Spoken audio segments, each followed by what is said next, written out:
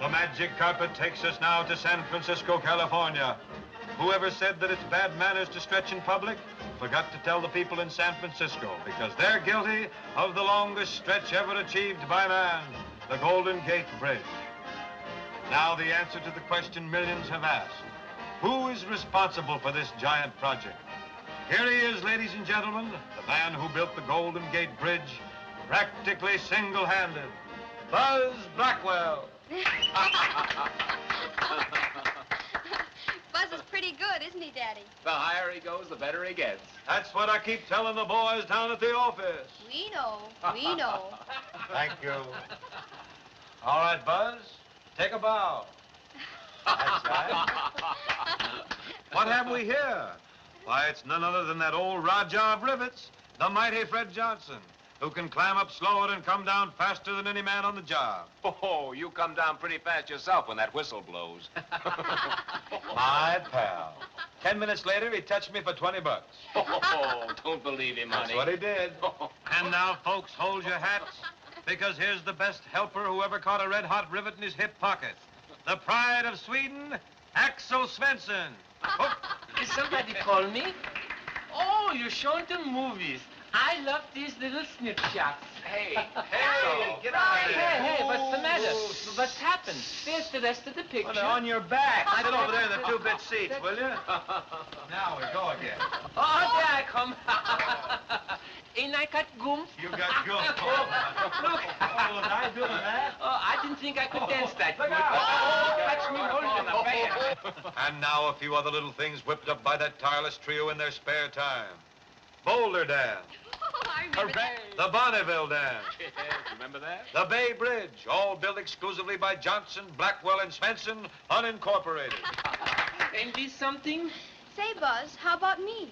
We're the ones you took here last Wednesday. Quiet, please. Patience, little lady, patience. One bridge at a time. Ah, here she comes now. With her boyfriend, Crack, that glamour girl of the great outdoors, Miss Patricia Johnson. Buzz Blackwell, don't you dare call me Patricia. My name is Pat. Those are two villains. Looks like a dice game going on. I'm trying to get it. Oh, there it is, too. They're hungry. Let me out of there. Hurry There up. we go. There we go. Whoa, hide for life. Look at that Axel. That's the fastest he ever moved in his life. Look out now. Oh, that's... Hey, why don't you look where I'm going? I got the first kiss. I got two of them. I'm in there. I'm in there. There you go. I got him now. Oh, my There comes the pal. hat. Knifing me in the back. Well, you're a cameraman. I'm a plumber. You and Buzz are so funny, Daddy. How about yourself, Scarlett? The pictures are really swell, Buzz. Great things to have, aren't they? Well, it certainly proved one thing. Boy, we've knocked in our share of rivets since 1930.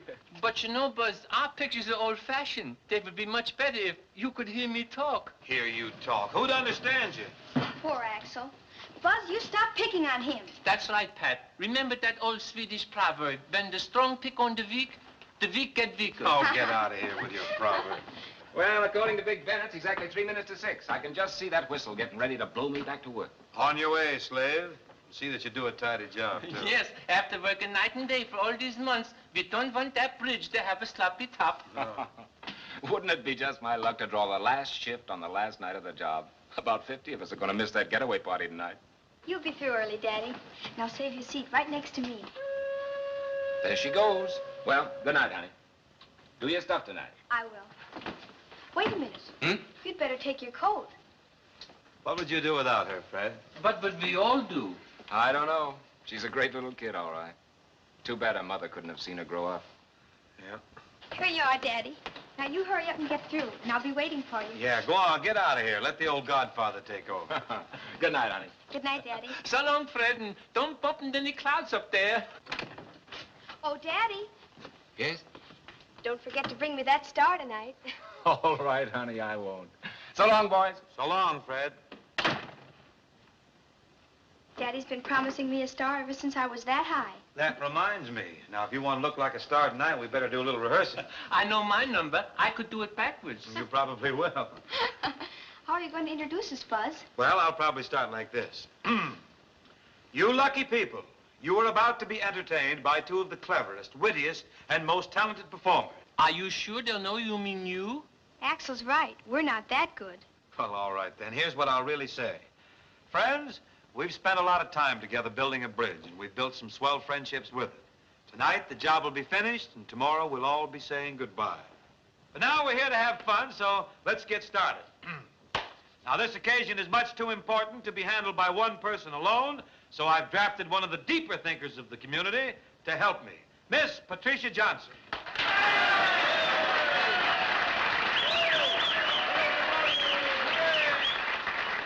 Ladies and gentlemen, the subject of the lecture for this evening is political, and no one is more critical than my colleague and I.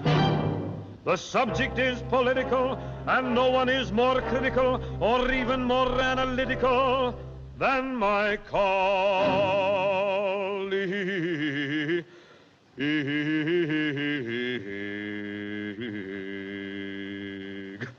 My colleague and I.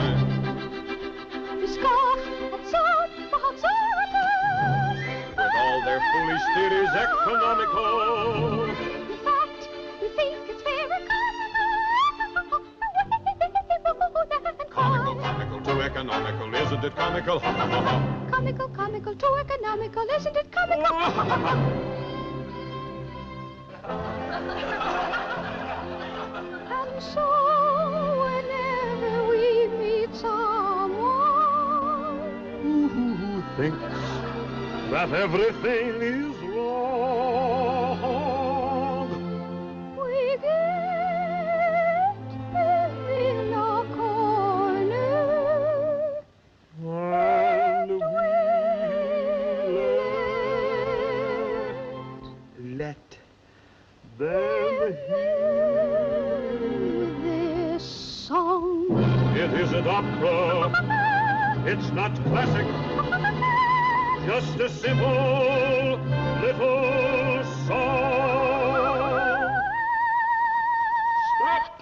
Stop? Stop hiding behind a pillow whenever the dawn looks gray. Get up, get out, and meet the sun halfway. There may be a fortune waiting, or maybe an egg souffle. Get up, get out, you gotta meet the sun halfway. Get into the tub, and as you begin to rub and scrub, give out with your version of the road to Mandalay. Don't ever expect the bright side served up to you on a tray. Get up, get out, and meet the sun halfway. You ought to be like Buck Rogers. Just look where he is today. Get up, get out, and meet the sun halfway. You may be a new Dick Tracy, conducting an expose. Get up, get out, you gotta meet the sun halfway. And don't blame your love. Do you wanna sound like Donald Duck? You know when you smile you throw yourself a big bouquet. You'd even show little Abner the way to win Daisy May. Get up, get out, and meet the sun halfway. All right, wait a minute now. Hey, come on, everybody, join in. The elephant is a dreamer, but nevertheless he'll say, get up, get out, and meet the sun halfway. The pelican is peculiar, but what does his life convey? Get up, and meet the sun halfway.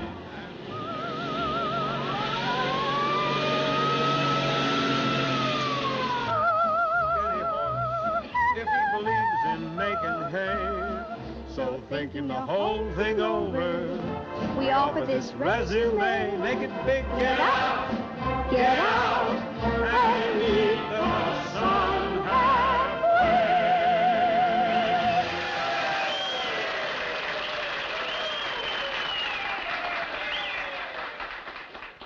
And now for the real music lovers, direct from a successful engagement at the Jade Room of Commissary Number 3, we bring you Joe Blewett and his rollicking riveteers.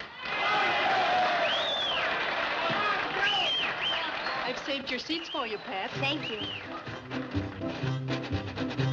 When I was born, Pappy said, ain't he the cutest thing? But he jumped through the window on his head when I began to sing. Waddle-a-ho, and a doodle-dum-day.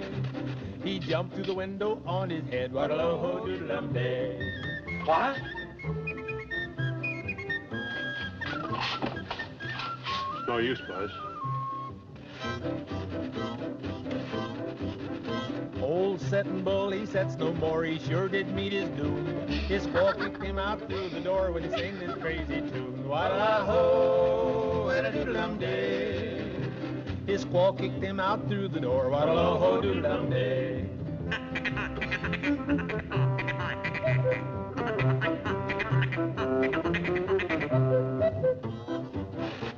Don't let anybody sit here. I'll be right back. Pappy took All right, his jug honey. of corn, he sure was a gay old bird. He didn't come home till early morning, this is what we heard. Waddle-a-ho, and a doodle-dum-day. Oh, hello, Slim. Where did Buzz go? He just walked down the road. He said he needed some air.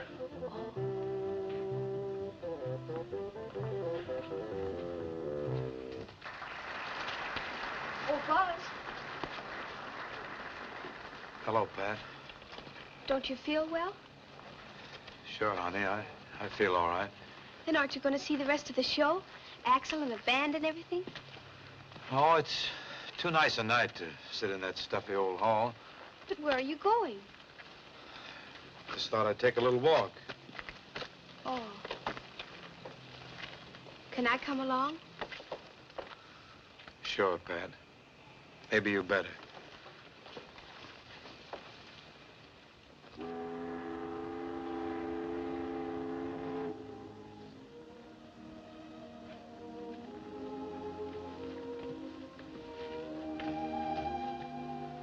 My, but it's quiet.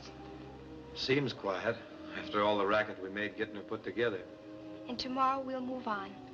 But she'll stay right here forever, won't she? Practically. The men go, but the bridge stays. It's beautiful, Buzz. Pat, do you remember that poem that you learned in school? You mean My Friend the Bridge? That's the one. Would you say it for me? I wish that someday you'd climb with me to the peak of a wind-blown ridge, where I go to visit my oldest friend, my faithful friend, the bridge. He has looked for years, this friend of mine, at the river that swirls below. He has suffered the heat and the biting cold, and the wind and the rain and the snow. Well, there's more to a bridge than the stone and the steel. There's the soul of the man who willed it. There's the strength of the men and the hearts of the men and the blood of the men who build it. Daddy always says that, too. He was right. And he says one reason this is a great country is because we build bridges instead of bombing them. Sounds just like Fred. We used to sit and talk about things like that by the hour. He was my best friend. He was closer to me than a brother.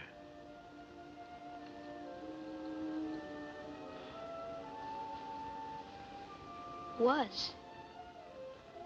Honey, you've been around men like us since you were a baby. You're growing up now, and that's the way I'm going to talk to you. Every job like this has to be paid for, not only in money, but in men. Seems like a high price, but not when you remember that a man who loses his life in work like ours is just as much a hero as a soldier on the battlefield. Except that soldiers have to die destroying things, and we die building them. We die? Buzz, something's happened to Daddy? You'll have to be brave, honey. Just like he was. Oh, Buzz.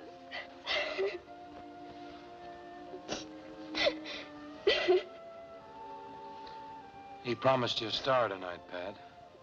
I guess maybe he went to get it for you.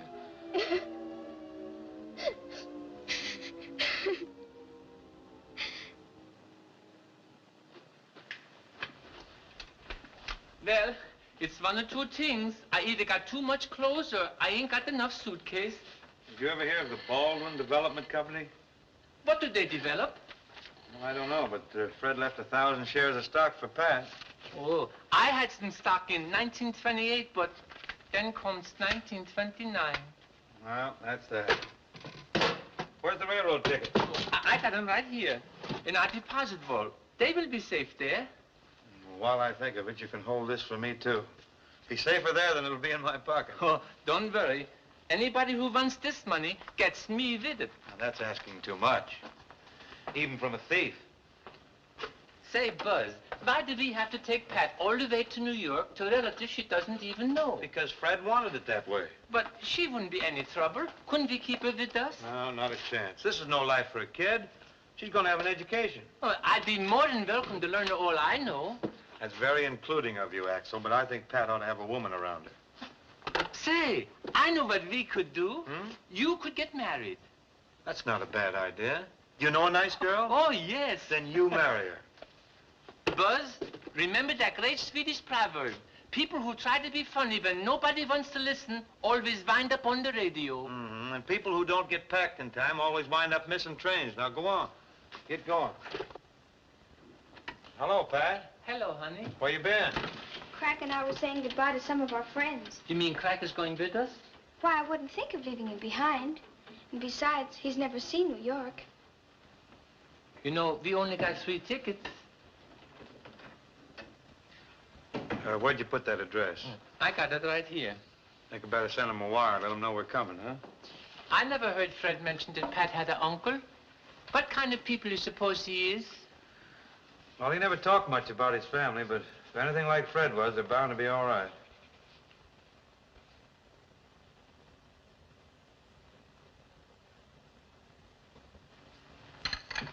Telegram for you, sir. Oh, thank you, Hedges.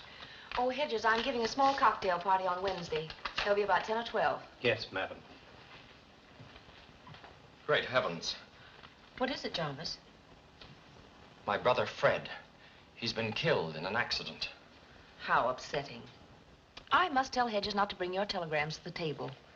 Is that the extent of your feeling, Brenda? Well, you can hardly expect me to weep and tear my hair over a man I've never even known. Well, this is ridiculous. Ridiculous. What is? Listen to this. Fred's last wish was that you should take care of his daughter, Patricia. So I'm bringing her to you, arriving Wednesday. Bringing Fred's daughter to us? Who is? Somebody named Blackwell. Well, he's certainly taking a great deal for granted. He's taking too much for granted. We're in no position to take care of a child. We can't afford it. For once, you're using good judgment. Despite your opinion, dear, my judgment is usually sound. Your knowledge of financial matters, Jarvis, is hardly spectacular. Coming from you, that's very funny. A man would have to get money out of a pump to keep up with your crazy spending. My spending? Why do I spend? Only to keep up appearances for you. And now you propose to take on the additional burden of this child. Who proposes? I'm not going to raise anybody's child, much less the daughter of a brother I haven't even seen or heard from in 15 years. Well, you just can't ignore it. What are you going to do? I don't know. I don't know what I'm going to do, but I've got to do something.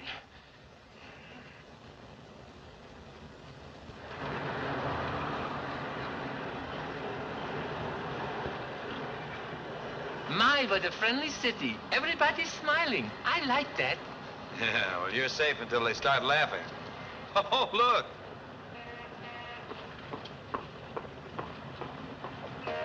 Say, Buzz, Huh? even the squirrels are different in New York. Yeah, they streamlined them. Oh, hey, look at this. There you are, Pat. What do you think of her? Ain't she cute? I bet she's Charlie McCarthy's sweetheart. Buzz, I don't have to wear things like that, do I? I look like a cream puff. Well, they don't look like cream puffs. They look like little ladies. That's the way you should look. I want your relatives to like you when they meet you for the first time. Yeah, that's right. If you don't like a man when you meet him the first time, make sure the first time is the last time. Now, That's an old Swedish proverb. I know. Come on. Come on. We have an excellent selection here. I think you'll find everything you want. Oh, look, Pat, that looks like the hat I wore when I was a little boy in Stockholm. Yep, came here on a slow boat. Shall we look at dresses first? Well, we're a little in the dark about what the well-dressed young ladies are wearing. Why don't you take over, huh? Very well. Come with me, dear. Here, Axel, will you take care of Craig, Here, please? come on, little squirrel. Miss Corbett, is Mrs. Taylor's daughter with you? No, she isn't. I think Mrs. Taylor's chauffeur called for her. Thank you. I wonder how Pat looked when she dressed like a little girl. It's simple, like a little girl. That looks lovely. As far as I'm concerned, they're all terrible. Well, we have some others that are slightly less dramatic. Try this one, Mrs. DeLacy. It absolutely defeats me. Some man with a perverted sense of humor must be designing women's hats today. They all make you look ridiculous. Well, Mrs. DeLacy... This is the end. This one makes me look like a fruit salad. We have the accessories, too. There are gloves and a bag that go with it. All I need with this is some whipped cream. Oh, this is the last straw! This is the last straw! There was a wolf right on that hat. He tried to bite me. What is it, Mrs. DeLacy? Is something wrong? What kind of a shop is this? A wild animal climbs up with my head as I'm sitting there trying on a hat. A wild animal? Yes, a wild animal. Oh, my dear Mrs. DeLacy, you must be imagining things. Don't you tell me I'm imagining things. It was a wolf. I saw its fangs when it snarled. Madam, we may have had an occasional wolf at the door, but never inside the shop. Goodness sake. Oh. Here, little squirrel. Here, Cracky, Cracky. Here, Cracky. Here, Cracky, Cracky. Here, Cracky. Here, little squirrel. Here, Cracky. I was just looking for a little squirrel. Wolves, squirrels. Oh. Well, how do you do, Mrs. Bradbury? I'm so glad to see you again. We've got some of the loveliest things in the shop this season. I should love to show them to you. Very Yes. See, there he is. Ain't he cute? Nice going, Axel. That's the stuff, huh? Bring him back alive. Oh, boy, the cute tracker crack is harder to find than a haystack with needles in it. What did you say about Craig? Well, I was just telling Bud that... Doesn't she look lovely? Well, I certainly hope you're satisfied. Buzz, I'm so mad. I wouldn't do this for anybody but you.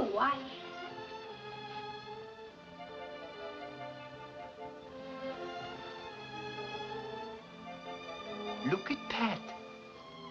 There we are. And here's the finishing touch. I can't believe it. Buzz, is it really me? In person, you're a little young for a glamour girl, but you're off to a flying start. That's right. I'll get the grips. Madame, pay the nice lady, Axel. Yes, I got it right here. How much is that? You see?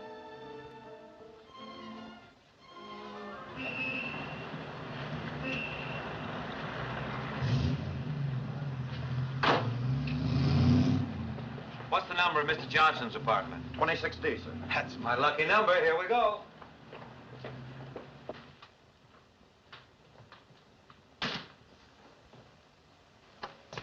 Yeah, you look after this fella, Pat. He behaves better for you. You'd better take him, Axel. I'm a little nervous. Okay, come on, Cracky. You go down in there. I'll keep in touch with you from time to time. Is Mr. Johnson in? Mr. Johnson is not at home. Oh, well, my name is Blackwell. This is Mr. Johnson's niece. He's expecting us. We'd like to wait if you don't mind. As you wish, sir.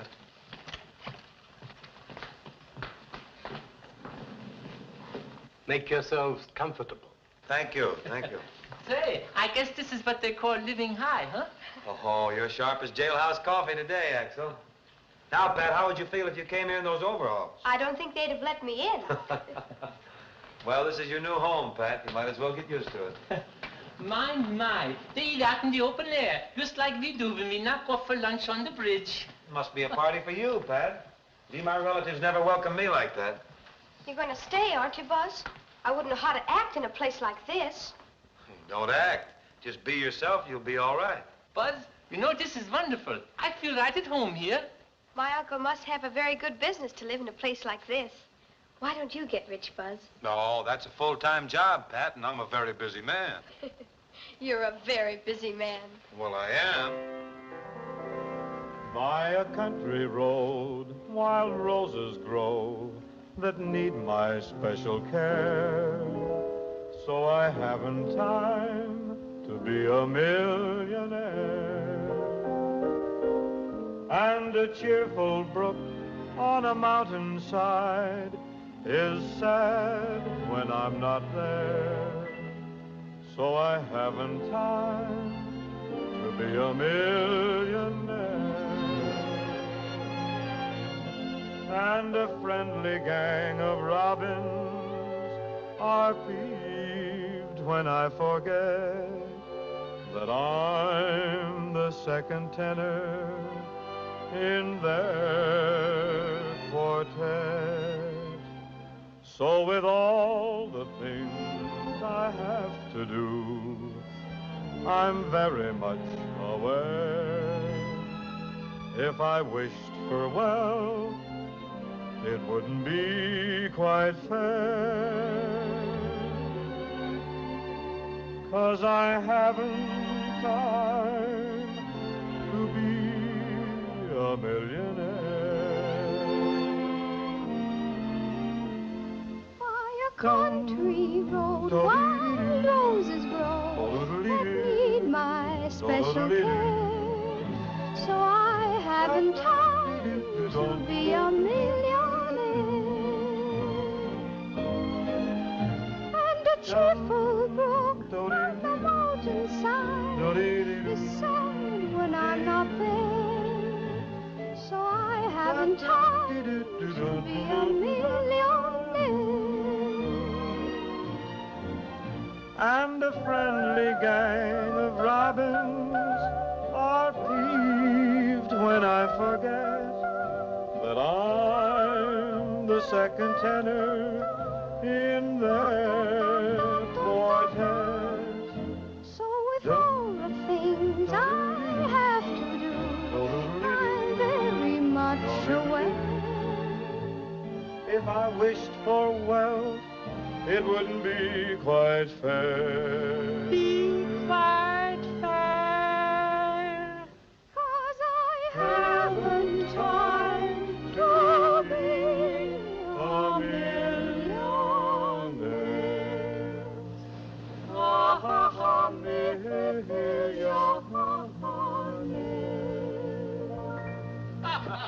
How do you do? I hope I'm not intruding. Oh, how do you do? My name is Blackwell, this is Axel Svensson, and this is Patricia. Hello. Hello. How do you do? You wanted to see me? Well, yes, if you're J.B. Johnson, we do. You pardon us, Jarvis, dear. Of course, Brenda. Shall we go out on the terrace?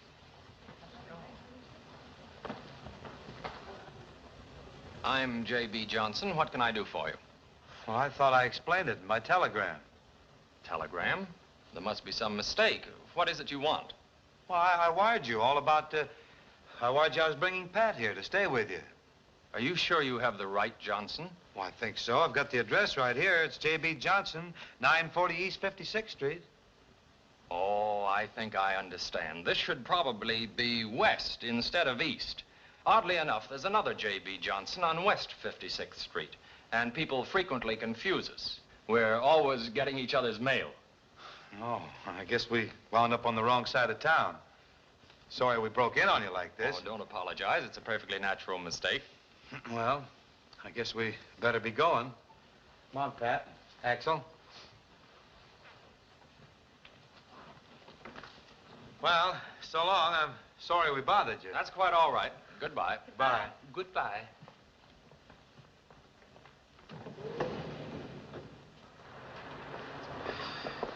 Well, anyway, it was nice to see how the other half lives. What do we do now, Buzz? Well, we make a phone call. There's no use trekking halfway across town. We know what we're doing. We can phone in here.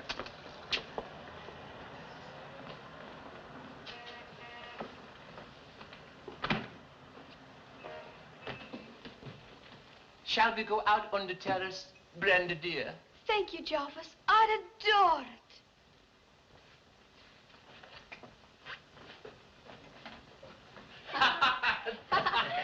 How do you do? Hello. What do you have, young lady? 2 chocolate sundaes. With plenty of nuts, please. Yes, ma'am. 2? Sure. One for me and one for Craig. Yes, that squirrel's gonna eat us out the house and lot. I have a Sunday, too. Hello, is this J.B. Johnson? Well, my name is Blackwell. There you are. Come on, Craig. There's your lunch. Don't you dare try to hide any of that ice cream for the winter. I bet that squirrel never got anything like that out in the woods. Say, he's a cute little fella, ain't he? Haven't served a squirrel before. No, but I bet you serve plenty of nuts. Say, that's a good yoke, ain't that, Pat? I don't get it. Well, I'm certainly glad we found you. Oh, great. Wait till you see her. Okay, we'll be right over. Goodbye. Well, there's no mistakes this time. Come on, hurry up. They're waiting for her. What about these? Bring them along with you. Come on.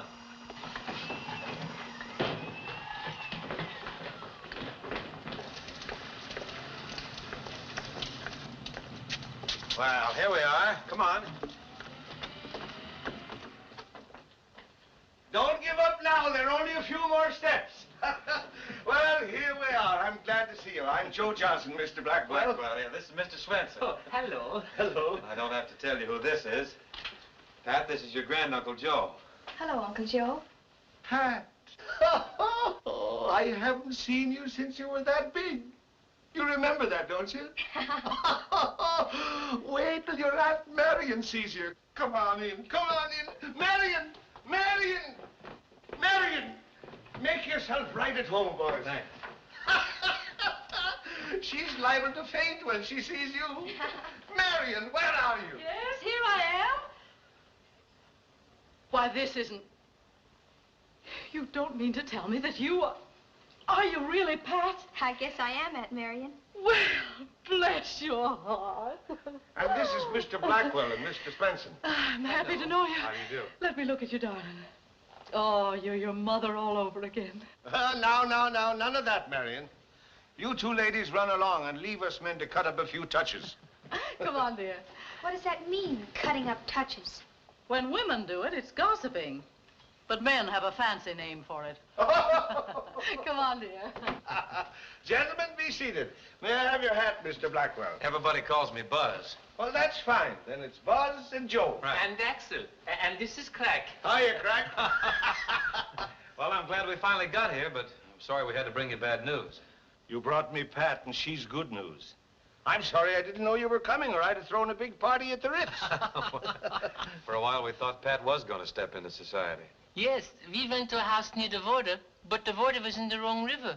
What? Well, he means we went to 940 East 56th Street and found the wrong J.B. Johnson. He seemed to know you, though. He should know me. I'm his uncle. His uncle? Say, let me get this straight. You mean there was no mistake? That's where we were supposed to go? The J.B. Johnson you met is Fred's brother. Why, he denied knowing Pat. He didn't even give us a tumble. If a dog did that, I'd say he wasn't human. I can't understand it. I don't get it. It's the old story, a family divided against itself. I split up with him when I went into vaudeville. In those days, society people wouldn't touch an actor with a fork. But where did Jarvis and Fred come in? Well, Fred married an actress, too. And that's when Jarvis got on his high horse. Certainly a lovable character, that fella Jarvis. I can't imagine Fred sending Pat to him instead of to you. Well, I guess Fred knew I wasn't doing so well. My, what a strange consequence. You and your nephew living on the same street and with the same number. The coincidence is that with all the Johnsons living in New York, that stuffed shirt had to be my nephew. You could say that again. Oh, by the way, here's a picture of Fred's wife when they first met. Oh. She was a great girl, Buzz, and sing. I know who that is. That's my mother. That's who it is, honey. She was pretty, wasn't she, Buzz? Yeah, she sure was, Pat. Here's the song your mother sang when she wore that dress. Little Gray Home in the West. I know that. Why don't you sing it? Shall I? Sure, go ahead. When the golden sun sinks in the hills and the toil of a long day is o'er, the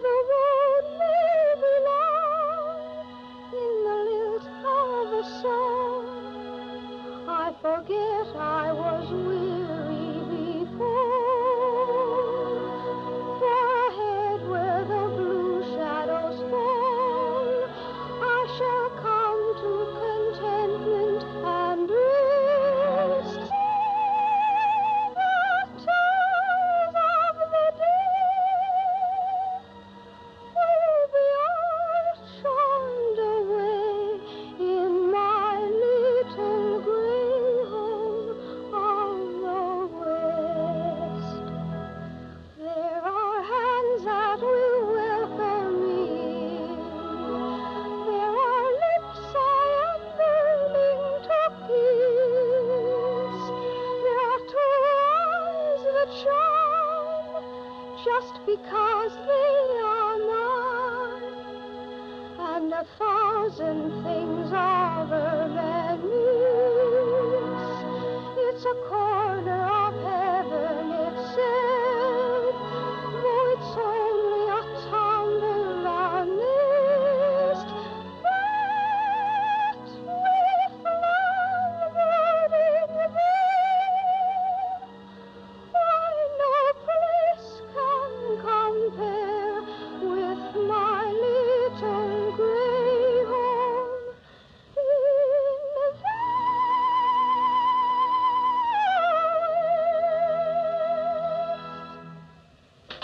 Oh, wasn't that swell? Oh, darling, that was wonderful. Well, come on, everybody.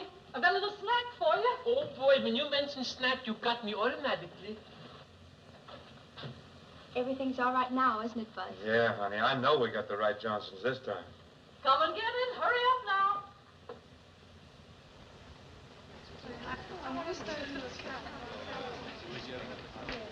Good afternoon, sir. How are you? Say, who do I talk to about stocks? Why, that'll be Mr. Melville, our investment advisor. Just have a seat, sir, and I'll see if he's busy. Thank you. What's an investment advisor, Buzz? Oh, he's a fella who advises you what stocks to buy. You know, tells you how to get rich. If he knows how to get rich, why does he have to work? He probably went broke taking his own advice. Is he going to make us rich, Buzz? Well, not exactly. You see, I got some stocks here that your daddy left, and I want to find out if they're worth anything. Mr. Melville will see you now, sir. He's right over there. Oh, thank you. Hold the fort, will you, Pat? I'll be back in the flash. With a flash. Oh, so it's Pat, is it? Well, now, I'm happy to know anyone with a name like that. Hello. Hello yourself. Hello, Pat. How do you do? Good afternoon, sir. The young lady's name is Pat, too, sir. Isn't it? Yes. It's short for Patricia. Oh, I see. Well, I'm John Blair. Tell me, what do you think of our little bank? It's very nice. I've never been in a bank before. What are those people doing? Well, some are depositing and some are withdrawing. Withdrawing what? Money. That's what a bank's for, my dear. All day long, they're putting money in and taking money out. It sounds like a good business. Yes, it sounds like a good business. Does he work here? Work here? Mr. Blair's the general manager. He runs the whole shebang. I'm sorry, Mr. Blackwell, but this stock isn't listed anymore. What does that mean? I'm afraid it means it's worthless. Well, I'll just hold on to it a while. Might come back someday. Not that stock. That's gone with the wind. It's pretty, though, isn't it? Well, thank you for your trouble. No trouble at all. Is it true that money talks? You can't prove it by me. I've never even heard it whisper. Well, are we rich? No, but we still got our health. What do we do now, Buzz? We go home and relax. When in doubt what to do nothing. I'll have to teach that one to Axel.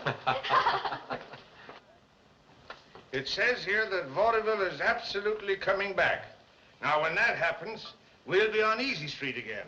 I hope it comes back before supper time. Another pound of meat wouldn't hurt this stew. Well, stretch it. You've stretched them before. If I stretch this anymore, I'll break it. Hello, everybody. We're home. Something smells good. What's cooking? It's stew, but don't ask me what's in it. I hope it isn't our little squirrel. Hello, Aunt Marion. Well, there they are, Joe. Just a pocket full of dreams. No good, eh? No. Some stocks you can put away and forget about. Those you just forget about.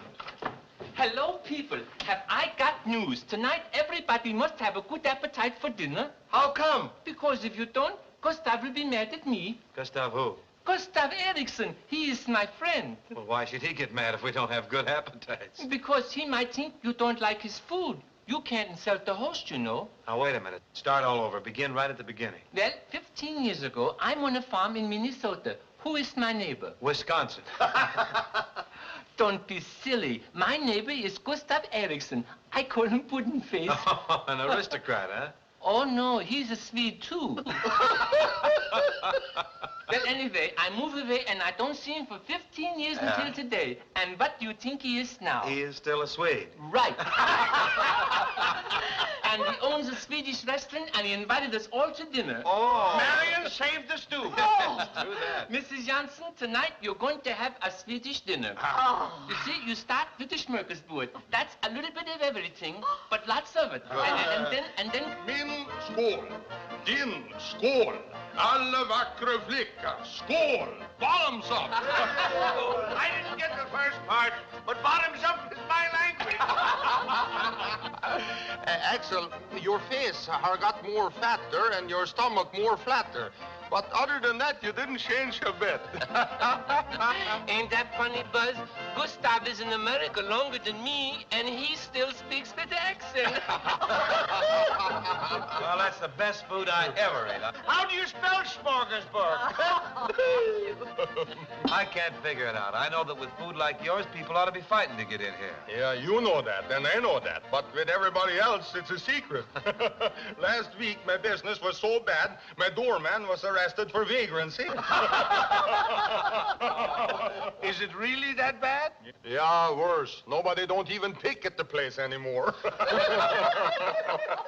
Puddin' Face, I told you you should never leave the farm. Why don't you sell the place and go back to Minnesota? Yeah, sell the place, sure. But who wants to buy a restaurant where you can shoot cannons off without hitting a customer? Maybe we find you a sucker. Looks like the pessimistic character's got him, Buzz. Yeah, the Huh? Pat thinks old man Gloom must be weighing you down, Gustav.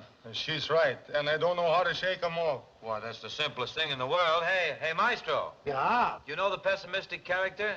we know everything. Oh, come on over here and give us a helping of it, will you? One thing about songwriters, no matter what ails you, they got a remedy.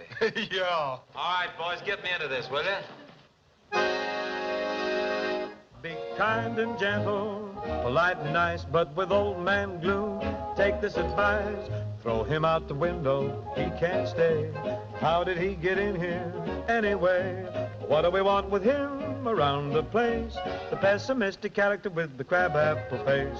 When he hears a joke, he always cries.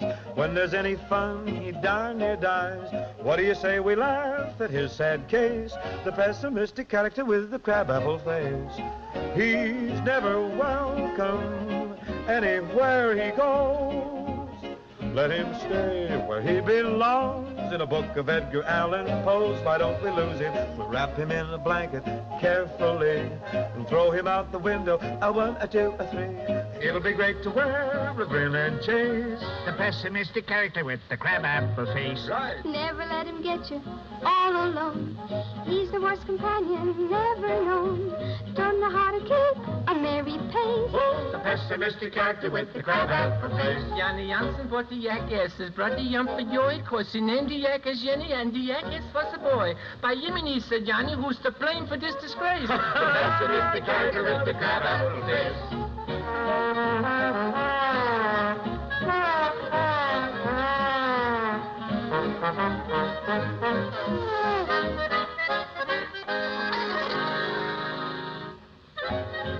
He's no good at dancing, he can't sing. He despises rainbows, he hates spring. Why do we want him in the human race? Oh, the pessimistic character with the crabapple face. He's got a handshake just like a lemon peel. He's the soul of discontent with the disposition of a heel. He's a sourpuss and he's no good at dancing. He can't sing. He despises rainbows. He hates spring. Why do we want him in the human race? Whoa, the pessimistic character with the crabapple face.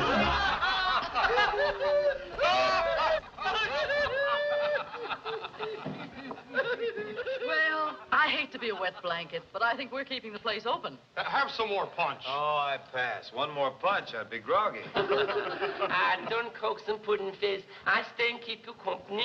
Attaboy, Axel. You stay here and cut up a few touches. Yeah, we touch up a few cuts. Goodbye, Mr. Erickson, and thanks a lot. Don't mention it. It's a pleasure to see a few faces, even if one of them is Axel. Good night. Good Good night. Mr. Erickson. Thanks so much. Good night. Good night, little squirrel. I see you later. Yeah, I hope you can see later. Good night. Good night. By Yemeni, this is just like old times. You remember my sister Lena? Oh, yes. She has got 8 kids now. If I could sell this place, I go back to Minnesota. Pudding Face, I wish I could help you. I only got a few friends, and you most of them. Buzz is my friend, too. Yeah, Buzz is a nice fellow. I like him, by golly. You do then, Yeah. come on. Let's drink a toast to Buzz. Yeah, to Buzz. Well, goodbye, old friend. Goodbye. I think I go home. You think you go home. Goodbye, old friend. Listen, remember the time we went to Minneapolis on a spree? Yeah, and you dared me to jump in the river and swim to St. Paul. And I almost drowned. Oh, I love to help my friends. Yeah. Now, there's little Pat. She's my friend, too. I only wish I could help her. We drink a toast to little Pat. Yeah, a little toast to Pat. To Pat. Now I think I'll go home. Look out, Axel. You break your fool neck there. That's a dangerous place. Well, goodbye, old friend. Goodbye, old friend. Minnesota, Minnesota.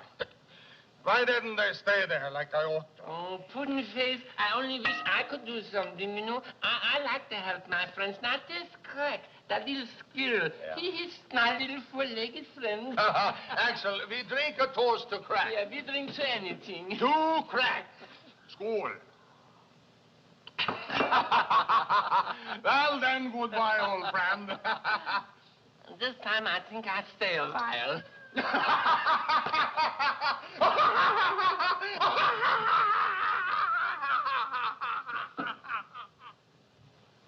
Well, here's our penthouse. Not as swanky as Jarvis's, but the view is just as good. Same moon, same stars. And they're not particular what side of town they shine on. It's all the same to them. I like it here, Buzz. I like this river better, too. Well, I'm glad you do, Pat. I wouldn't feel so good if I thought you were going to be unhappy when I went away. Why, Buzz, you're not thinking of leaving, are you? Looks like I'll have to, Joe. I've lined up a job in Nevada. Starts in about a week. Hate to see you go, Buzz. But don't worry about Pat. We'll take good care of her.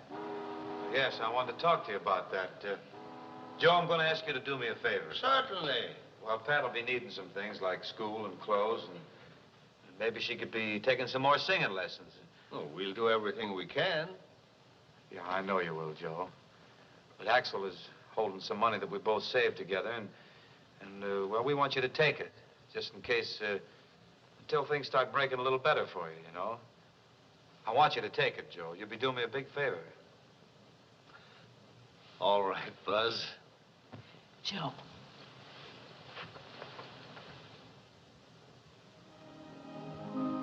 Go and talk to her.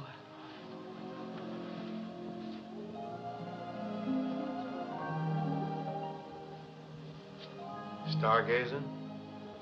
You didn't tell me you were going away, Buzz. Well, I didn't want to spoil Axel's party. But you said we'd always be together. That's what you said, didn't you? Sure, and that's the way I'd like it to be, too. Only a fella can't always have his own way, you know. Guess not. Well, cheer up, huh? Be a pal. Sure, Buzz. That's the way you feel about it. Oh, you know how I feel about it. If I had my way, dear, forever there'd be a garden of roses for you and for me, 1,001 things, dear, I would do just for you, just for you.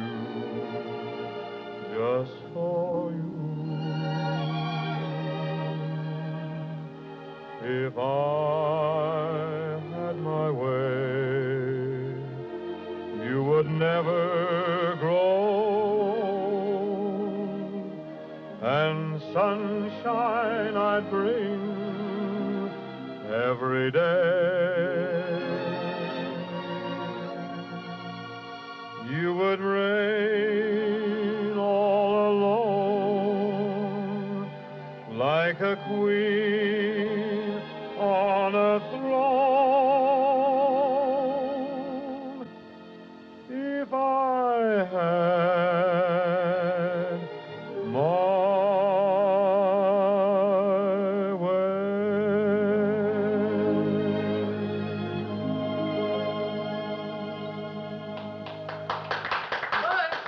Pat, you. There is everybody. Hello, everybody. Boy, have I got news. Boy, have you got a snootful. Twinkle, twinkle, little star, Swedish punch, how strong you are. Boy, have I got news. Yeah, you said that. We heard What's that. the matter, Axel? You meet another old friend? It's more better than that. Well, tell us, Axel. It's Gustav. He's gone back to Minnesota. Well, what did he do with the Swedish garden? That's the news. He sold it. Sold it? Tonight? Tonight while I was there. Oh, man, I pity the poor guy who put up good dough for that deserted dinette. Who bought it? We did. We did. What? Yes. Is that Swedish firewater talking, or are you on the level? Oh, no, that ain't the firewater. That's me. Are you crazy? No, look, here's the keys and here's the receipt. And look, I paid cash for it, too. Do you mean to say you gave our dough to that Nordic nitwit for a restaurant that's starving to death? Yes. And was he happy? Take care of him, Joe. I'm going to run down there and get our money back. Hey, you better run fast. I just put him on the train from Minnesota.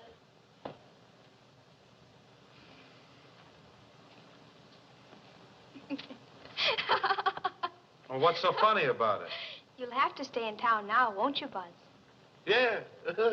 How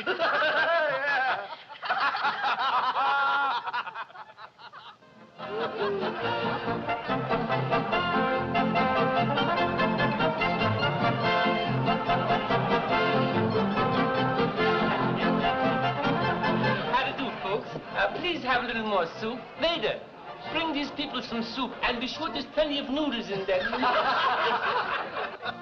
Oh, Buzz, can I see you a minute? No complaint about the food, oh? No, I want you to meet some friends of mine. May I present Buzz Blackwell, Mr. and Mrs. O'Brien? How do you do? And this lady is Miss Grace LaRue. How do you do, Mr. Blackwell? How do you do, Miss LaRue? Yeah, you could have saved that introduction, Joe. I've seen you on the stage so many times, I feel like we're old friends. Oh, well, that's the way I want you to feel. The only thing I kind of miss, though, is that big red hat you used to wear. Here's the young lady I told you about. Pat, I want you to meet Trixie Faganza and Julia Nelson. Hello, honey. Oh, I've seen pictures of you, Mr. Elton, and you were dressed just like a lady. Yes, but don't forget, I always had a cigar in my mouth. Trixie, what's this I read about you retiring? Oh, don't believe everything you read, Marion. You know Trixie and her little bag of tricks. Attention, everybody, please! Folks, I want to thank you for your patronage and for coming here on such short notice. My friend who inherited this place last night was worried about getting customers. So I told him I knew a lot of show people and that show people stick together. I knew you wouldn't let me down. How do you like the place? How do you like the food? Well, now I know you'd like to meet the new manager, my friend and a great fellow, Buzz Blackwell.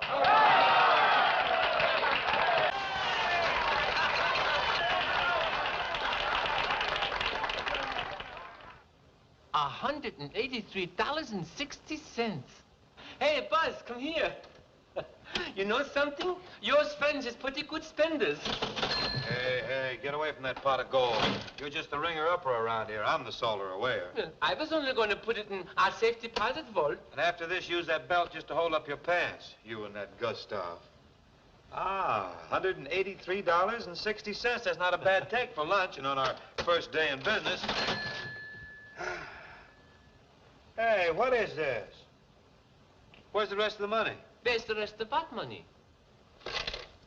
Does that look like $183 to you? Oh, Dad, we got signed checks for the rest. They're right in that little pigeon coop. Here, see right there. That's the one. Do you mean all those people signed for their lunch and you let them do it? They're your friends. You know you can trust them.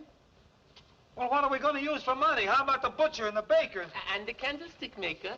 Yeah, are they going to trust us? Well, why not? They trusted Gustav. Look, he owes them lots of money. You see? What? Oh, this is terrible, terrible. What's the matter, Buzz? Oh, Pat, we're through before we start.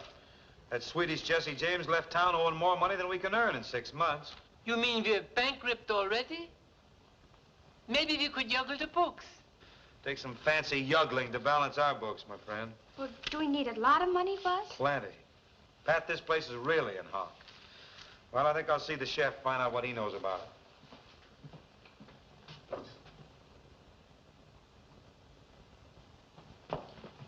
Pat, where you going? Tell Buzz I'll see him later.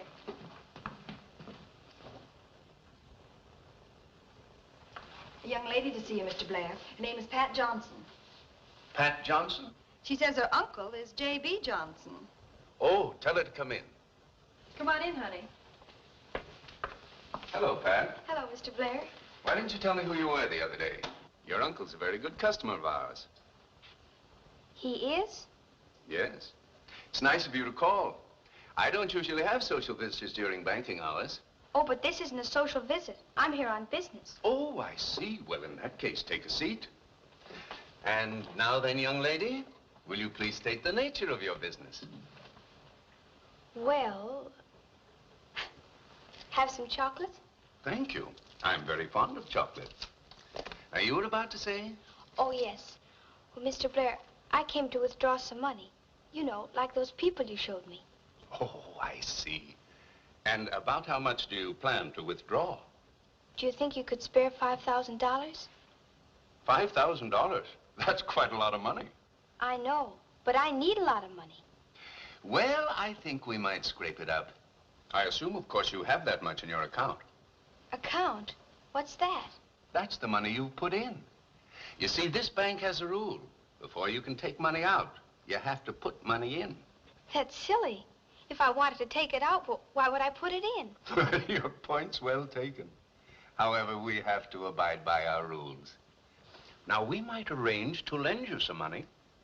I don't care how you do it, as long as I get it. That's the way most people feel. Well, if you want the bank to make you a loan, what have you to offer as security? I don't know what that is. Maybe I can explain. Now, you have a chocolate bar here that's worth 10 cents, and you want to borrow 5 cents from me. I lend you the 5 cents, and you let me hold your chocolate bar as a guarantee that you'll pay me back my nickel. The chocolate bar would then be what we call security. Oh. And when it's time to pay me back, I return your chocolate bar, and you return my nickel. Plus 2 gumdrops interest. I understand now. Banks only lend money to people who have money, even if they've spent it on something else. Well, roughly, yes. Well, thank you just the same, Mr. Blair. Guess I'll be going. Why don't you tell your uncle your problem? Maybe he'd help you out. Why, he's one of the people I'm trying to get the money for. Oh. Goodbye. Goodbye, Pat. I almost forgot my security. Oh, good afternoon, gentlemen. Is this table all right? We won't need a table, thank you. Are you the new proprietor? Well, I'm one of them. My name is Swenson. How are you? I'm Harris of the Friendly Finance Company. We're here to be paid or we'll attach the place.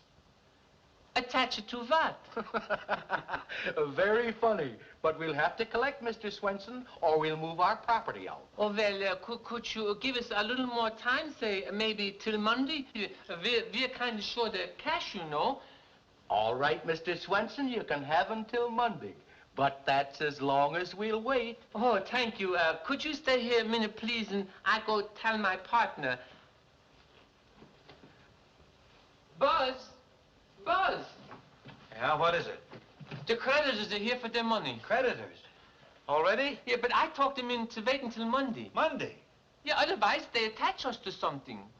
That's only 3 days. We need more time than that. You should have called me. Why do you talk to these people? Well, they talked to me first. Well, I'll show you how to handle this. When I get through talking to them, they'll give us all the time we want. They can't do a thing like that to us.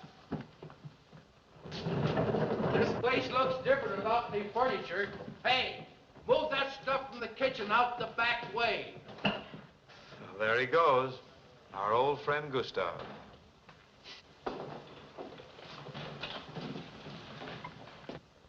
So what could we do? I put the key in the lock and closed the place, and that's that. And you think, I told Gustav I would find him a sucker. You found one. I'm sorry about those tabs, Buzz, but you know how actors are. They'll pay you when they get it. Oh, forget it, Joe. Those few dollars aren't going to make us or break us. What I'd like to do is dig up some real money and try and save what we put into the place.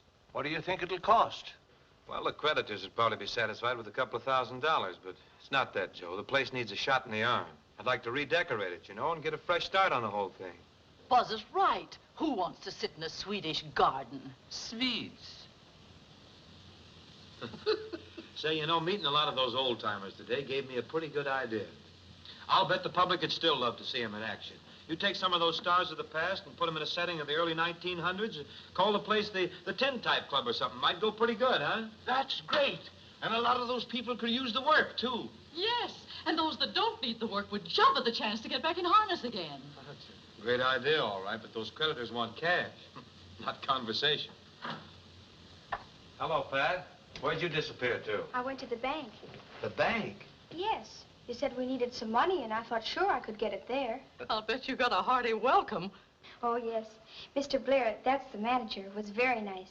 But he couldn't break the rule. What rule? Banks only lend money to people who have money.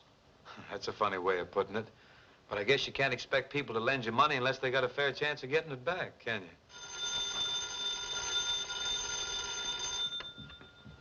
Hello? Jarvis? Well, it's a long time since I've heard from you. Jarvis, what does he want? What are you talking about? You know what I'm talking about. Blair just called me. Now, I don't want that kid or any of the rest of you using my name to try to borrow money. Jarvis, you're even sillier than I thought you were. Who'd lend a child like Pat $5,000, even with your important name? Does he think we sent Pat to the bank? Well, let me talk to that guy. Listen, Johnson, this is Blackwell. Do you remember me? Very well, but I have nothing to say to you. Well, I have something to say to you. Do you know what I think? You're a heel. A flat, miserable, run-down heel. I'd make it stronger, only there are ladies present. All right, Blackwell, now you listen to me. Tell my relatives to stay out of my life, or I'll take steps to keep them out. That goes for them and you. And that kid, too. That suits me fine.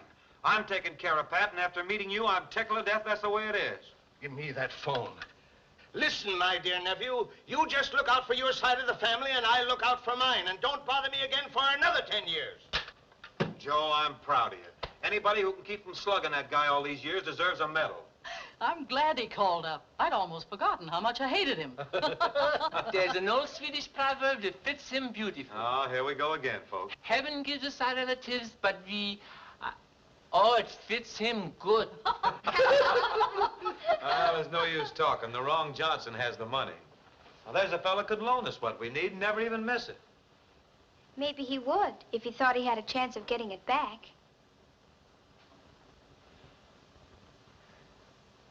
Pat, you're a wonder.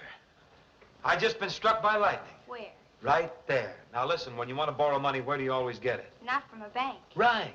You always get it from a place you least expect it. I found that out. Well, all right, then, listen to this. Come here. I'm going to send a wire to Tommy Morgan, a pal of mine out in Gold Creek, Wyoming, and ask him to do me a favor. Boy, if this works, we'll be killing 2 birds with 1 stone.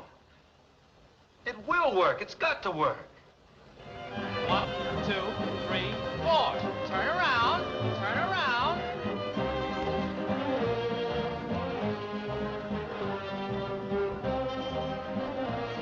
Mr. Johnson. 1, 2, 3, 4. 1, 2, 3, 4. 1, 2, 3, 4. Turn around.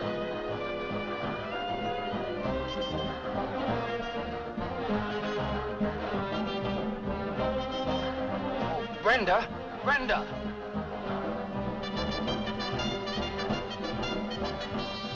Take a look at this. It's from Gold Creek, Wyoming. Gold Creek, Wyoming. Do we know anybody there? Read it. Read it.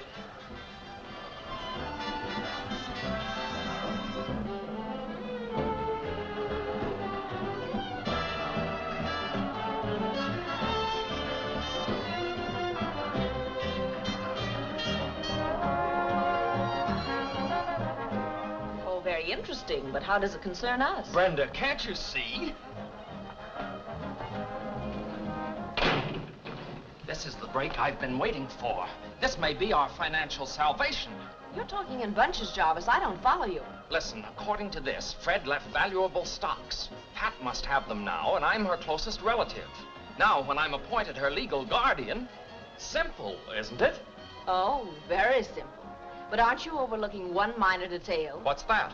Well, the courts do give children some choice in selecting their guardians. And after what's happened, I doubt very much if Patricia would ever choose you. Didn't you know your brother had those stocks? If I'd known it, do you think I'd ever have let you turn the child out of my own house? Oh, that's right. Blame me for your stupid mistakes. This is your fault, and you know it. What's the difference whose fault it is? A mistake has been made, and I've got to correct it. Well, then the first thing you'd better do is try to make up with your relatives. Brenda, you're right. I've been a fool. Blood is thicker than water. Why should I be at war with my own flesh and blood? You shouldn't. That child really needs your protection. Of course she does, my dear. I'll call Uncle Joe immediately. Now you go right in and dance, and don't you worry. How to do? My name is Swenson. You remember me? I do. Mr. and Mrs. Johnson are not at home. Well, I only come to get a suitcase. I think we left it here the other day. Nothing was left here, Mr. Swenson. Good day. Hedges, we're always at home to our friends. Well, well, come right in, Mr. Swenson. Glad to see you. Thank Glad you very to much. see you. How have you been, Mr. Swenson? Oh, I got a little pain in my arm. Fine, fine. And how is our friend, Mr. Blackwell? Oh, Buzz, he's all right. Where is Mr. Blackwell? You mean right now? Yes, yes. Oh, he's out in the hall waiting for me. He's outside in my hall now? Yes, that's right. Just a minute, please. Brenda, Brenda, I want you to meet Mrs. Johnson. Yes, dear? Look who's here, dear. Mr. Swenson. You remember him, Mr. Blackwell's friend? Oh, yes, of course. You entertain Mr. Swenson, dear. I'm going out in the hall and get Mr. Blackwell. How do you do, Mr. Swenson? Oh, how do you do? But how sweet of you to come, Mr. Swenson. Would you enjoy a little rumba? No, it's too early to drink. I would rather dance. Blackwell, can I see you a minute? You don't want to see me about anything. Yes, yes, I do. I'm afraid I've been very rude to you. I'm afraid you have. Yes, well, I hope you'll forgive me. I've been wrong, Blackwell, and I admit it. Will you accept my apology? Mr. Johnson, when a man comes to me and says he's been wrong, there's only one thing I can do. Well, I'm glad you feel that way. Won't you come in? Thank you. I won't try to justify myself, but I've been very upset lately. You don't have to explain anything to me, Mr. Johnson. I know how these family things are. They happen to everybody. Yes, yes. Here we are. Sit right down, Mr. Blackwell. Will you have a cigarette? No, I'll smoke this if you don't mind. Not at all, Buzz. It is Buzz, isn't it? That's right, Jarvis. It is Jarvis, isn't it? Fine, fine. Now, I'll tell you what's on my mind. I feel badly about the way I've treated Pat, and I want to make up for it. Tell me, how's the child fixed? You mean financially? Oh, not well, Jarvis. Not well at all. You mean Fred left nothing? No insurance? Just about enough to cover the debts. I'm surprised. I thought at least he'd have a few bonds. No bonds. No stocks either? I know Fred used to dabble in the market. Well, I'm afraid the stocks Fred left won't do Pat much good. Oh, then he did leave some stocks. Well, about 1,000 shares in some wildcat company, but I guess Fred wasn't much of a businessman. Well, they may have some value. Do you know who has the certificates? Oh, I have. It's a funny thing, isn't it? You asking about the stocks, and I had them right here in my pocket all the time. You can take a look at them if you want to, but really wouldn't do much good. I had them down at the bank this morning, and they didn't encourage me at all. Well, banks can be wrong, too. Baldwin Development Company. Never heard of them. Buzz, I'm afraid you're right. Yeah, I guess so, but it was worth a try anyhow. Buzz, I want to see that Pat is taken care of. Now, if you're agreeable, I'll take these 1,000 shares off your hands and pay you their par value, $5,000. No, Jarvis, I couldn't let you do that. No, not a word. Let me sit there, please. But that stock isn't worth a quarter. You're practically making Pat a gift. Let that be a little secret between you and me. You can tell Joe you got the money at the bank. Jarvis, I've met a lot of men in my life, a lot of men. But very few of them would do what you're doing. Oh, forget it. Just my good deed for the day. There you are. Well, thank you. Thank you for Pat and for all of us. It's nothing. Shall we join my guests? A pleasure.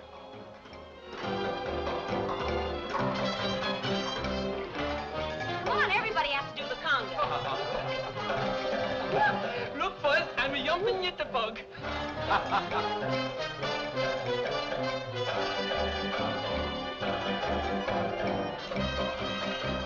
How did things work out? Everything's okay. To get the dough? Yes, sir. How much you get? 5 G's, gotta fix that old cafe. Gonna get started right away.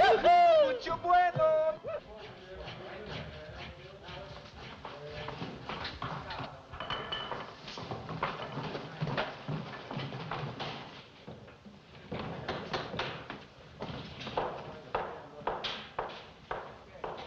Hey, wait a minute.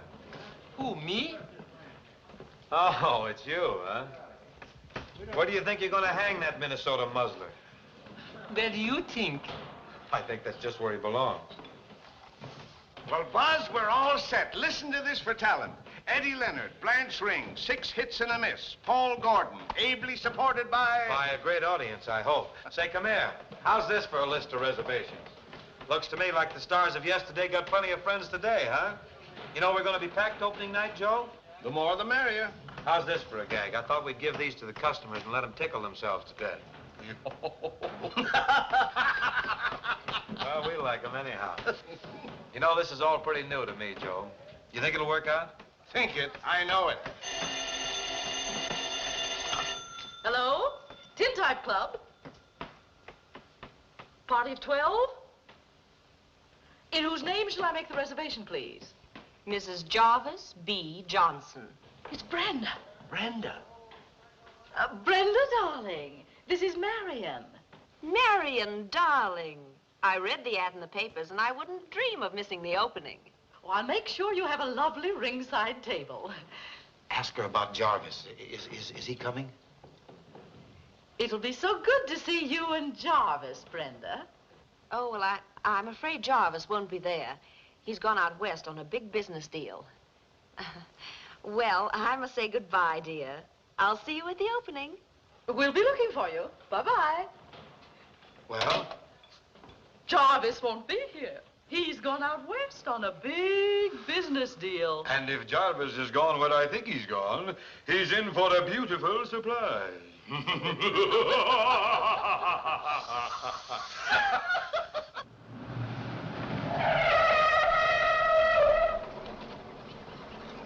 What are you trying to do? Kill me? It's your own fault. Are you sure this is the way to the Baldwin Development property? Yeah, this is where it starts. If you want the office, it's right over the hill.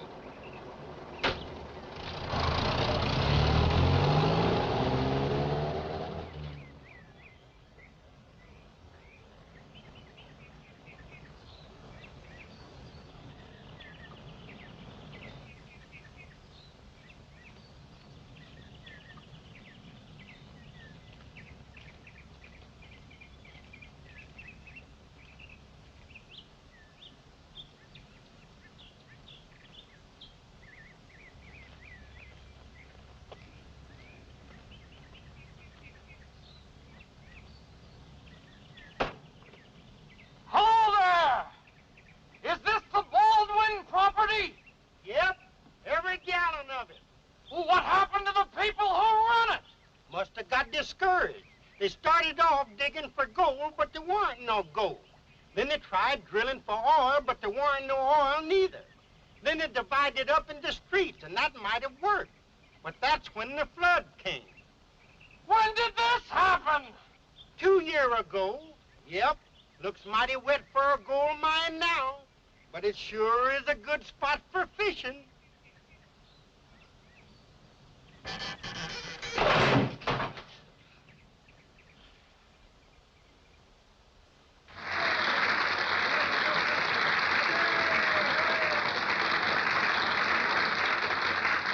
Gentlemen, in these hectic days of hepcats and jitterbugs, we can't help but believe that a lot of people must sigh now and then for the gracious style of entertainment of a bygone day.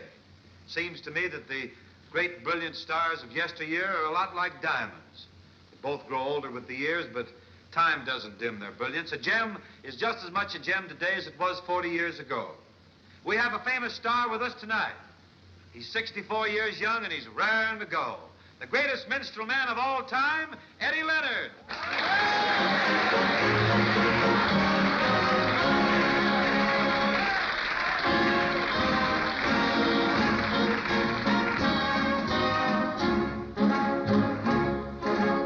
When the sun am sinking out in the golden west, and a little robin in the red breast there ought to build a nest.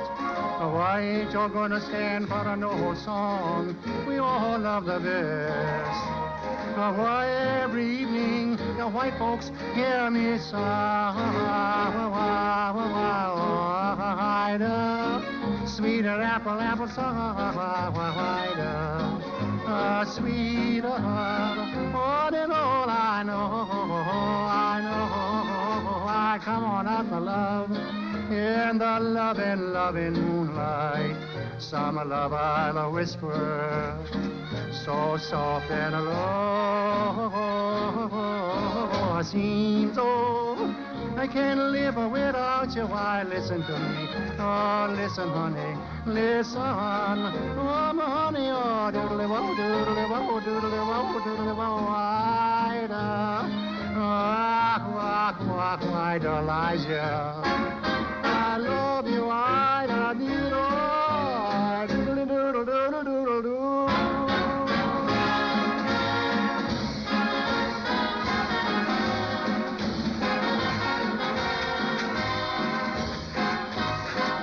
Oh boy, oh boy, oh boy.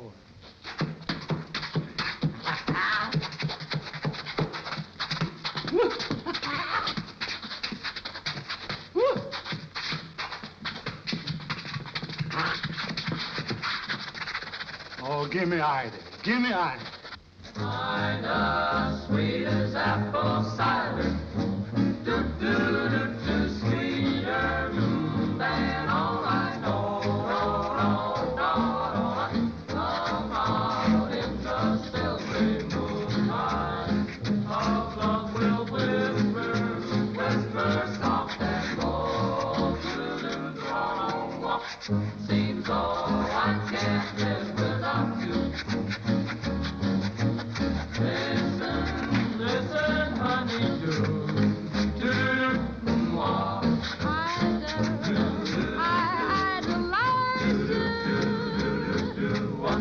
I love ya, Ida. Indeed I do. Oh, I love you, Ida. Oh, doodle, doodle, doodle, doodle, doodle.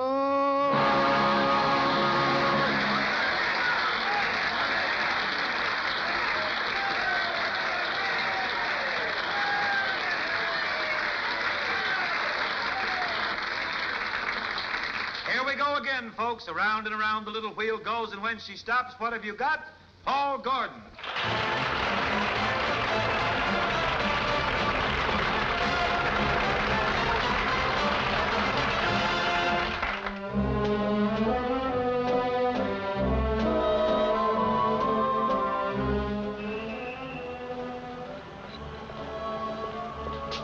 Now, here's what we'd better do. You wait here, Lieutenant, and I'll call you when I need you. Okay, we'll be right here.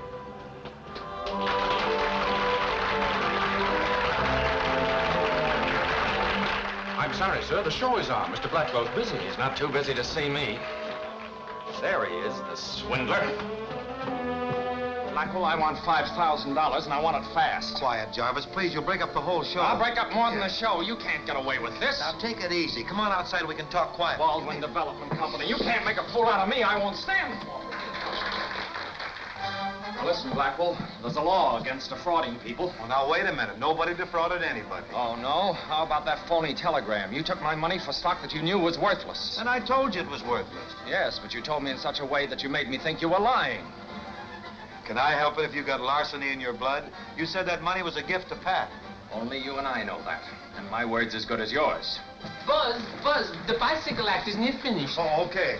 Say, Jarvis, wait for me, will you? I'll be right back. Wait, nothing. I want my money or I'll close this place now, tonight. I'll have it raided. Now, listen, this place is a hit and nobody's going to spoil it. Axel Keaton here, will you? Yeah, oh, but be reasonable, Mr. Jansen. We got a lot at stake here. I've got $5,000 at stake. But you got a better chance to get your money if you wait till Buzz comes back. I won't wait a minute longer. No. Don't close the place, Mr. Jansen. You don't know how hard we worked to open that door. I'll get my money or I'll close it. Oh, but please, Mr. Jansen, if you only knew how we struggled to open it. That doesn't interest me. Oh, please, Mr. Jansen, let us keep it open. Take your hands off me. I'm going to get those detectives. Oh, no, you're not. That's where he belongs, with the rest of them balonies.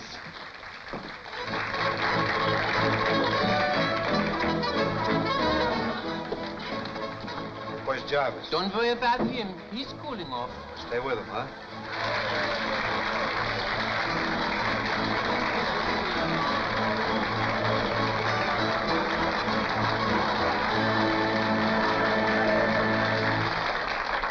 Anyone past the romper age must recall with pleasure such songs as In the Good Old Summertime and Yip-Bi-Yaddy-Yi-Yi. The Tin Type Club is happy to present the star who made these songs famous, singing the song she made most famous of all, Miss Blanche Ring.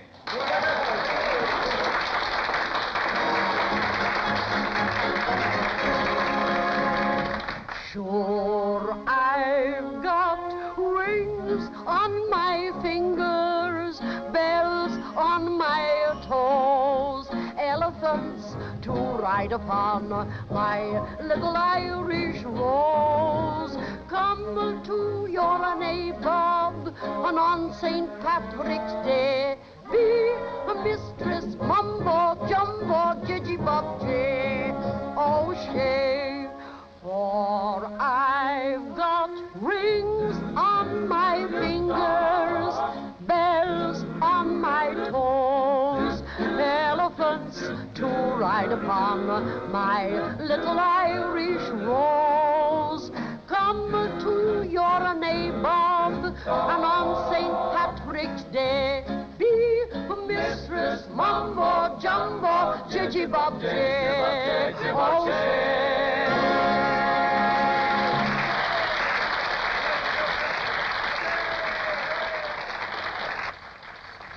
But, Pat, it won't hurt him. They keep lamb chops hanging up in there for days. But he's not a lamb chop. You'd better take a look.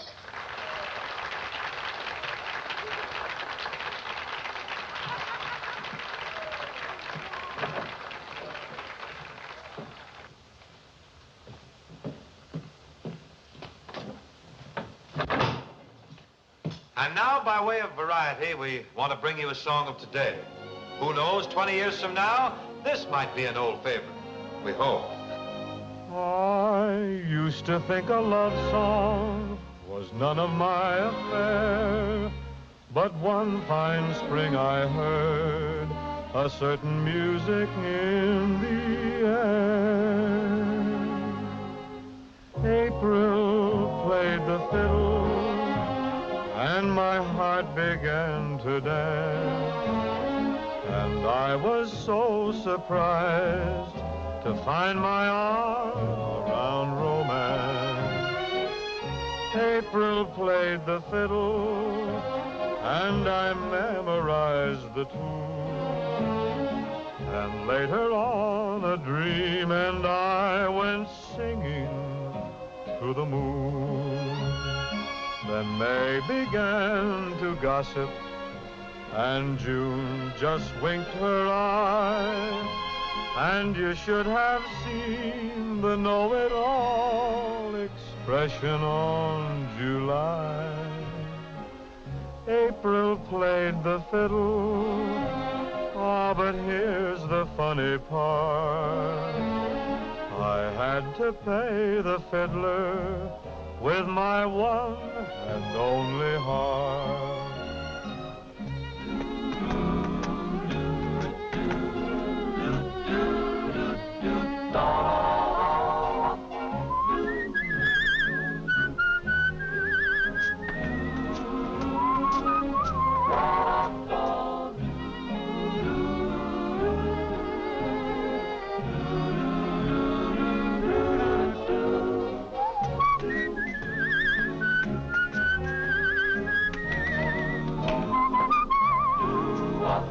Then May began to gossip, and June just winked her eye. And you should have seen the know-it-all expression on July.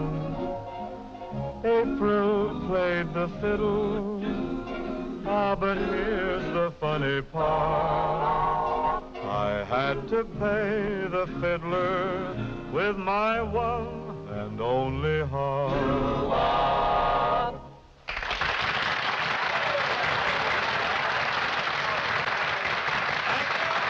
Thank you very much. Now, until the next show, everybody dance.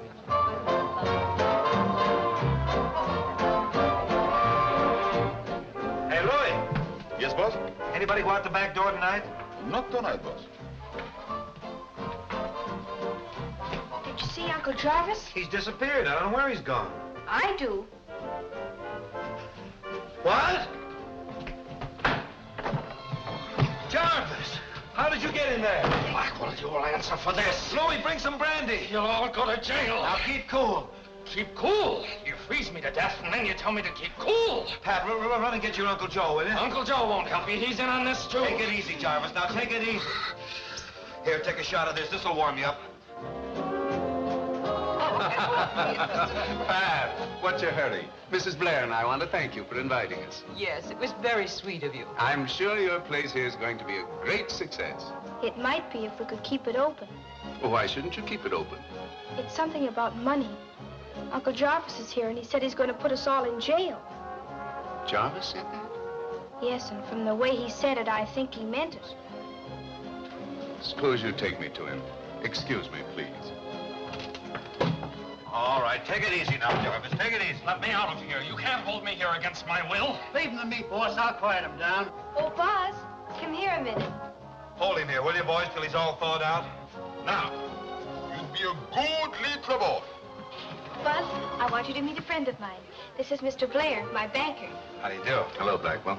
I understand you're having trouble with our friend Jarvis. Yes, he is acting a bit unruly. Do you mind if I talk to him? Oh, you can talk to him, but I won't guarantee he's going to listen. Come on. The district attorney will hear about this. You hoodlums can't bully me. Hello, Johnson. Oh, Blair, thank goodness. I'm certainly glad to see you.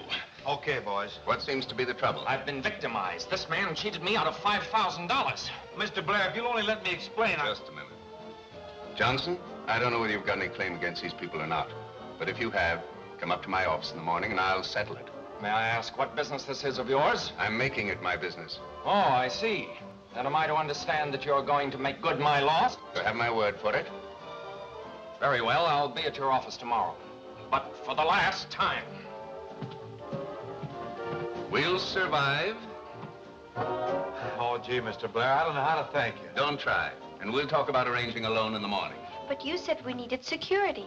You have security now, Pat. A going business that looks like a success. And Blackwell, I like the idea behind what you're doing. I'll see you later. Thank you. Oh, boy, wait till Axel hears the news. Say, by the way, where is Axel? I don't know, Buzz. He was...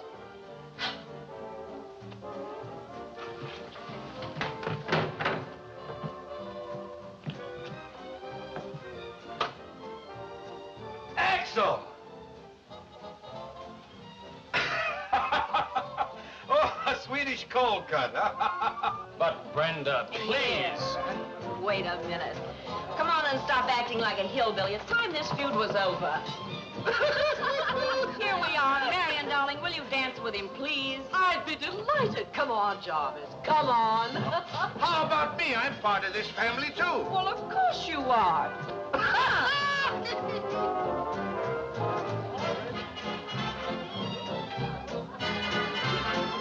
Oh, look, Buzz. Uncle Jarvis is really thought out now.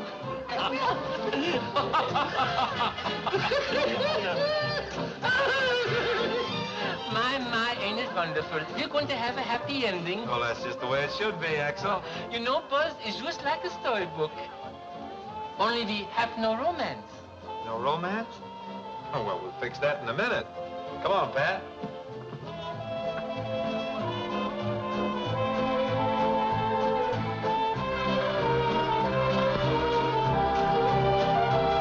My Juliet, I swear by yonder moon that thou shalt ever be my only one.